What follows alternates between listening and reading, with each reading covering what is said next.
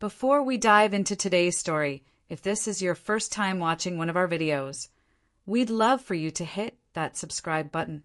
Your support means the world to us and helps us bring you even more powerful stories. Stick with us till the very end. And if this story moves you, share your thoughts in the comments and send it to a friend who needs to hear it. Now, let's begin. When Clara Jensen stepped off that plane 7 days later, she expected chaos to greet her. Missed calls, furious texts, desperate voicemails from her husband. Maybe even a friend waiting at the gate with bad news. But there was nothing. Not a single message. Not a single call. Just silence. Her thumb hovered over her phone screen as the last of the flight notifications cleared, her heart thudding in her chest. She'd blocked his number before leaving, telling herself it was only temporary, a little space to breathe, a harmless escape. But now that she'd unblocked it, the emptiness on the screen made her knees weak. The cab ride home felt like a slow descent into dread. The driver tried to make small talk about the weather, but Clara barely heard him. When the cab stopped outside her house, she noticed her husband's car wasn't there. The lights were off. The air felt wrong. Inside, the quiet pressed against her like punishment. On the kitchen counter sat a single envelope with her name written in neat, deliberate handwriting. She stared at it for a long moment before whispering, "No, please no." Her fingers trembled as she opened it. The first word stole her breath. "Clara, I don't know where you went, but I know why." To understand how Clara had arrived at that moment, one had to rewind just a few weeks. She had told herself it was only a message. Innocent, nostalgic, nothing dangerous. When Ethan Cole's name appeared on her phone, she hesitated. Her heart stuttered the same way it had 12 years earlier when they'd been reckless college kids, sharing midnight drives and whispered dreams. "Been thinking about you," his message read. "Miss the way you used to laugh." She should have ignored it. She should have told her husband, Daniel. But Daniel had become a background hum in her life, steady, dependable, and invisible. Their conversations had shrunk into necessity. "Did you pay the gas bill? Don't forget to pick up milk." Night. Somewhere between the 3rd anniversary and the 7th, love had turned into logistics. Ethan's message felt like a spark in a dark room, and Clara, lonely, restless, foolish, let herself believe she deserved to feel alive again. When Ethan suggested a week away together, "Just as friends," she laughed nervously. "That's insane." He'd replied, "So was us, but we made it work once." That was all it took. The lie came easily. Clara stood at the kitchen sink that evening, her phone hidden behind the toaster, while Daniel hummed softly as he prepared dinner. "Betty's going through a bad breakup," she said, her voice calm. "She wants a girls' week away. Just a cabin in the mountains. No cell service. I'll be back before you know it." Daniel turned, wiping his hands on a towel, his brow furrowed in quiet concern. "You sure you'll be okay? That's pretty remote." She forced a smile. "I'll be fine. It'll be good to disconnect." He nodded, his eyes softening. "You deserve a break, Clara." That one sentence nearly broke her. He meant it with love, and she used it as a shield for betrayal. Later that night, he made her favorite dinner, creamy carbonara with extra Parmesan. He poured wine, lit candles, and reached across the table to hold her hand. "Promise me you'll relax," he said, his thumb tracing small circles on her skin. She couldn't meet his eyes. "I will." She kissed him goodnight, and when he fell asleep, she stared at the ceiling, wondering why guilt always came dressed as love. The next morning, she left early, suitcase in hand, heart pounding like a thief's. At the airport, she paused by a cafe window and stared at her reflection. Her makeup flawless, her hair perfect, her smile counterfeit. "Just 1 week," she whispered. Then, before boarding, she opened her phone, scrolled to Daniel's contact, and pressed block. The confirmation screen glared at her like judgment itself. Her hand trembled. "Just a week," she repeated, pressing confirm. On the flight, Ethan texted updates, Can't wait to see you. The ocean's unreal. When she landed, the resort was everything he'd promised. White sand stretching endlessly, palm trees swaying like whispers, and a horizon painted in impossible blue. Ethan was waiting in the lobby, grinning like time hadn't passed. "You look exactly the same," he said, pulling her into his arms. For the first time in years, Clara let herself laugh freely. The first night, they danced under string lights, their laughter blending with the crash of waves. But when Ethan fell asleep beside her, the laughter died. The silence was back, heavier than before. By the third night, guilt had become her shadow. Every time Ethan kissed her, she saw Daniel's face, patient, kind, undeserving of this betrayal. She'd lie awake, the ceiling fan spinning lazily above, and whisper, "What am I doing?"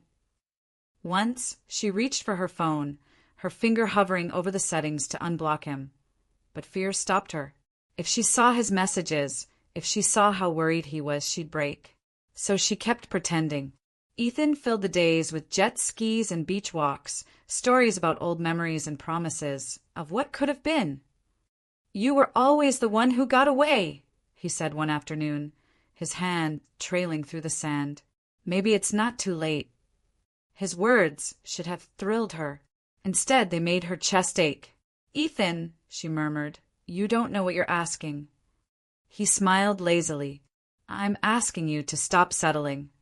That night, Clara cried quietly in the bathroom, water running to mask her sobs.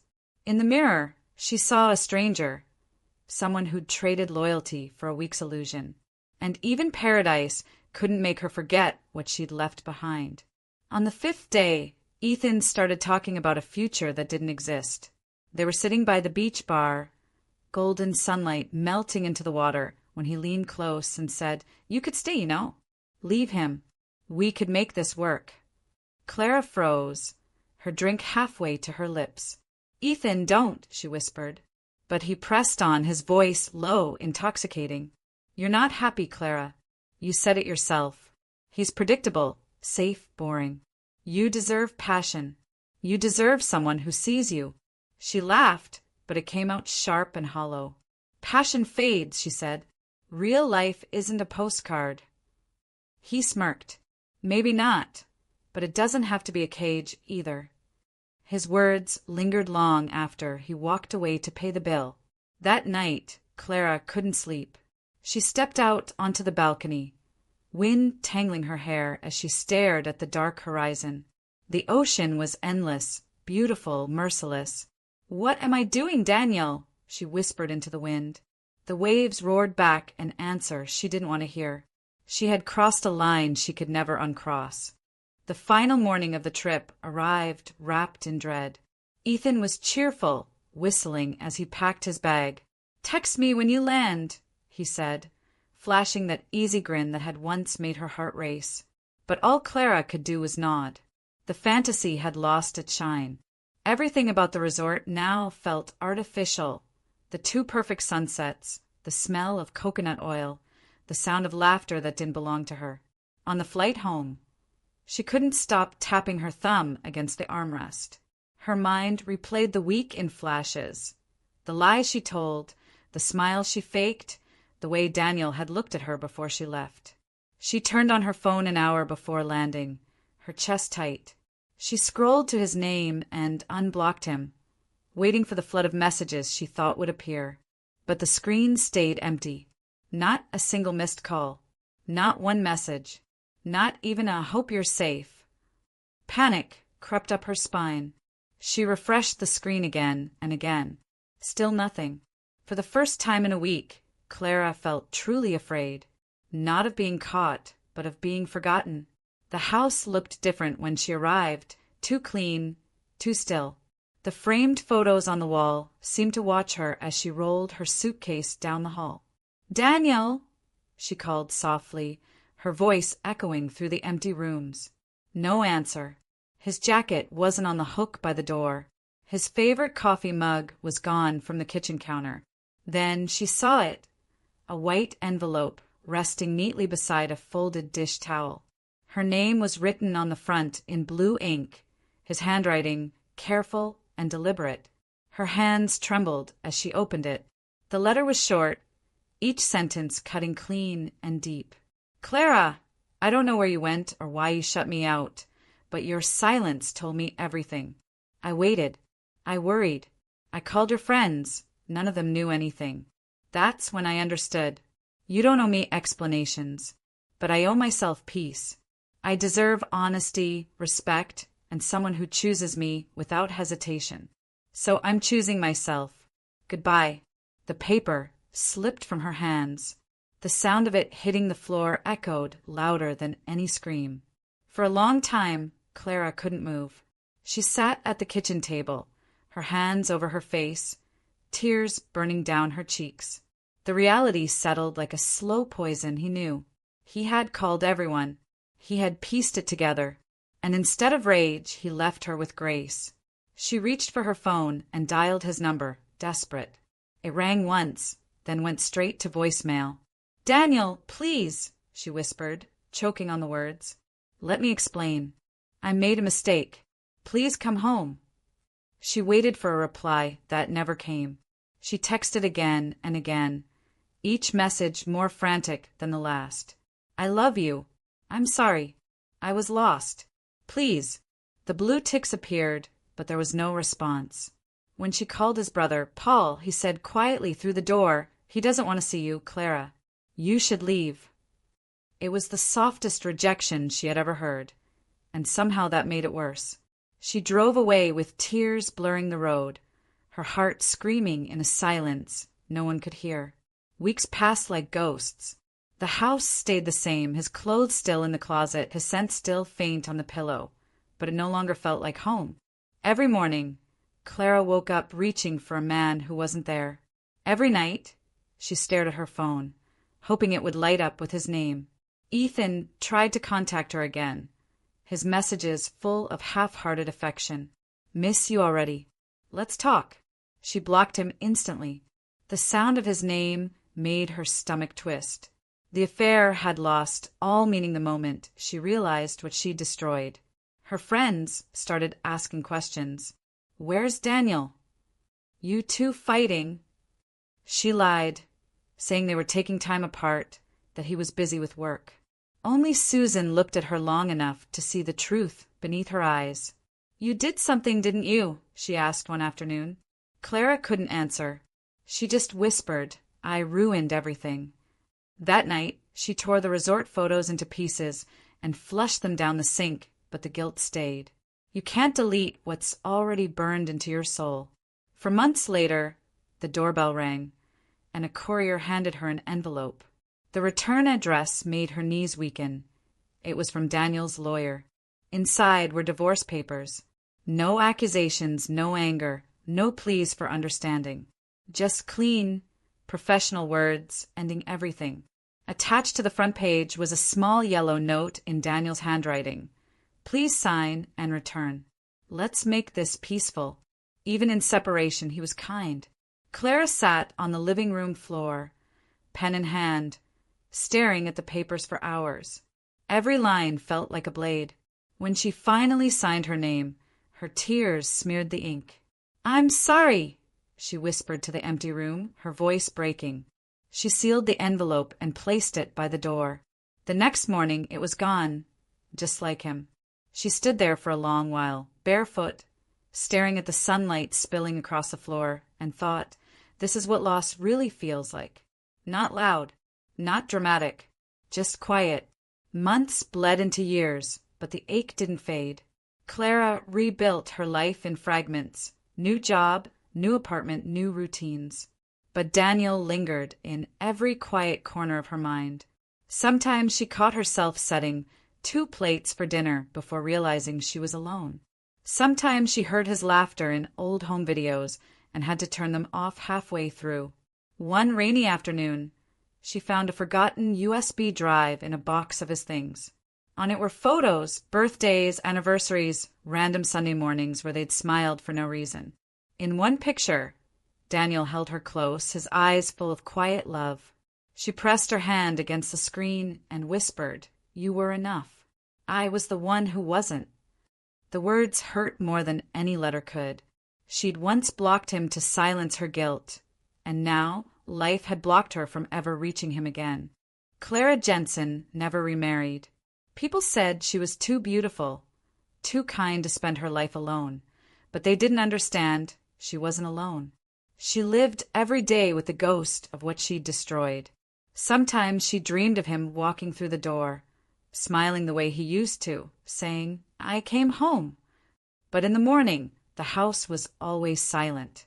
She often thought about that letter, about how Daniel's words weren't angry. They were free. He hadn't punished her. He'd simply chosen himself. And that was the hardest truth of all. He had learned what she never did, that love isn't excitement or escape or wild passion under a foreign sky. It's the quiet, constant choosing of someone, even when the world feels dull. She had all of that once, and she traded it for a week she couldn't forget and a lifetime she couldn't repair. "I blocked my husband for 7 days," she once told a friend softly, "and he blocked me from his life forever." Then she smiled sadly and added, "And he was right to." One evening, nearly 2 years later, Clara walked past a little cafe she and Daniel used to visit every Sunday. The bell above the door still jingled, the same soft music still played, and the same barista, older now with a few gray strands, smiled politely when she stepped inside. She sat at their old corner table without meaning to, her fingers tracing the scratches Daniel had once made absent-mindedly with his spoon. The air smelled of cinnamon and nostalgia. When the waitress came over, Clara ordered his favorite, black coffee with 2 sugars, and smiled faintly at the irony. As she waited, she heard laughter from the next table, a young couple sharing a croissant, holding hands, whispering like love was still a discovery. The sound pierced her heart, but also warmed it. She remembered being that girl once, hopeful, eager, certain that love would last forever. When the coffee came, she whispered to what could have been and lifted the cup as if to toast the ghost sitting across from her. For the first time in years, she didn't cry. She just sat in the stillness, feeling gratitude and grief twine quietly in her chest. It was a month later when she finally saw him again. Clara was at a bookstore downtown, browsing through travel memoirs she'd never take, when a familiar voice said, "Clara!" She turned, and there he was, Daniel, standing in the aisle wearing a simple navy sweater and jeans. His hair was shorter, his face older, but his eyes, they were the same. For a heartbeat, neither spoke. Then he smiled politely, the kind of smile reserved for distant acquaintances. "It's been a while," he said. She nodded, her pulse hammering. 3 years. He gave a small nod. "How are you?" The question was gentle, detached. "I'm okay," she managed. "You?" "Good. I moved to Seattle. Started teaching again." He hesitated, then added, "I'm engaged." The words hit her softly, like a snowflake melting on her skin. "She's kind," he said, "and she makes me laugh." Clara smiled, though her eyes shimmered. "I'm glad, Daniel. You deserve that." He nodded once more and turned to go. "Take care, Clara." "You too," she whispered, but he was already gone. She stood there, clutching a book she hadn't realized she was holding, feeling something inside her finally, mercifully, break free. That night, Clara walked along the waterfront near her apartment. The city lights shimmered on the dark water, and the wind carried faint echoes of music from a nearby street performer. She stopped by the railing, looking out at the horizon where the sea met the night sky. "You moved on," she said softly, as though Daniel could hear her across the miles. "And you were right to." She thought about the woman who'd captured his heart, someone who probably listened when he spoke, who never turned silence into punishment, who loved him with the kind of simplicity Clara had once mistaken for boredom. She smiled through tears. I hope she knows how lucky she is. A gentle peace washed over her then, the kind that doesn't come from forgetting, but from finally accepting. For years, she'd carried guilt like a chain. But now, standing there under the hum of city lights, she realized guilt had done its part. It had taught her what love truly costs when taken for granted. She pulled her coat tighter and whispered, "Thank you for teaching me what I was too blind to see." In the months that followed, Clara found herself changing in quiet ways. She started volunteering at a women's shelter on weekends, helping those who had lost their way like she once had. She listened to stories of betrayal, heartbreak, and regret, and for the first time, she didn't feel alone. When one of the women asked her gently, "Have you ever made a mistake you couldn't undo?" Clara smiled sadly. "Yes," she said, "but I learned you can still live with it, and you can still be better." She started writing too, essays about choices, about love, about how a single decision can burn down a lifetime. Her words found readers online, and people began sending messages. "Your story saved my marriage. You made me call my wife. Thank you for reminding me what matters." It didn't erase her past, but it gave it meaning. Sometimes at night, she'd sit by the window with her cup of tea, watching the streetlights flicker below, and think, maybe this is redemption. Not being forgiven, but becoming someone who'd never make that mistake again. Years later, at a small storytelling event in her town, Clara stood on stage before a quiet audience. Her hands trembled as she adjusted the microphone. "I blocked my husband's number once," she began, voice steady but soft. "Just for 7 days. I told myself I needed space, that it was harmless. But those 7 days cost me everything. When I came home, he was gone, and he never came back." The audience leaned in, listening. She smiled faintly. "He taught me something I'll never forget. Love isn't fireworks or escape. It's staying. It's choosing. Every day. Even when it's dull. Even when it's hard. And when you forget that, you lose more than a person. You lose yourself." When she finished, the room was silent. Then applause rose, gentle and genuine. As she stepped off the stage, an elderly woman touched her hand and said, "Thank you, dear. That was real." Outside, the night was cool and clear. Clara looked up at the stars and whispered, "I hope you're happy, Daniel." Then, for the first time in years, she smiled, not in sorrow but in peace.